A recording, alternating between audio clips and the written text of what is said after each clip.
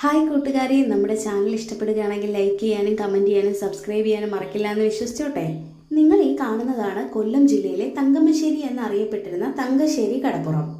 1500 കാലഘട്ടത്തിൽ പോർച്ചുഗീസുകാരുടെയും പിന്നീട് ഡച്ചുകാരുടെയും അവസാനം ബ്രിട്ടീഷുകാരുടെയും താവളമായിരുന്ന ഈ തുറമുഖത്ത് നിന്നാണ് നമ്മുടെ നാട്ടിലെ സുഗന്ധദ്രവ്യങ്ങൾ അവർ അവരുടെ നാടുകളിലേക്ക് കൊണ്ടുപോയിക്കൊണ്ടിരുന്നത്. 1502 പോർച്ചുഗീസുകാർ കൊല്ലത്ത് ആദ്യമായി ഒരു വ്യാപാര കേന്ദ്രം സ്ഥാപിച്ചത് ഇവിടെയായിരുന്നു. അവരുടെ അവശേഷിപ്പുമായി ഇപ്പോഴും തകർന്ന ഒരു ഡച്ച് കോട്ട അവിടെ സ്ഥിതി ചെയ്യുന്നുണ്ട്. ഈ തുറമുഖത്തിൻ്റെ ഏറ്റവും പ്രത്യേകമായ ഒന്ന് ഇവിടുത്തെ ലൈറ്റ് ഹൗസ് ആണ്. ആദ്യകാലങ്ങളിൽ മണ്ണെണ്ണ വിളക്കിലും പിന്നീട് ഇപ്പോൾ വൈദ്യുതിയിലും പ്രവർത്തിക്കുന്ന ഒരു ലൈറ്റ് ഹൗസും നമുക്കവിടെ കാണാവുന്നതാണ്.